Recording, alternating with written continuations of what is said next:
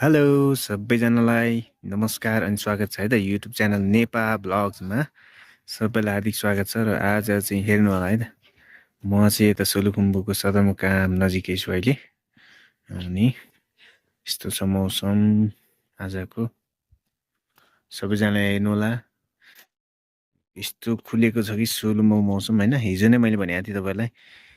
अब मौसम खुलेको बेला चाहिँ म हाम्रो घरबाट देखिने चाहिँ हिमाल देखाउँछु तपाईँहरूलाई भनेर होइन। हिमाल आज चाहिँ खुलेको छ है त, हेर्नु होला यता है त। हिमाली बिहान उठ्ने बित्तिकै हिमाल देख्न पाइयोस् भने चाहिँ आज बिहानैबाट यस्तो छ। यता नानी बाबु स्कुल जाने क्रम जारी छ। यस्तो छ है,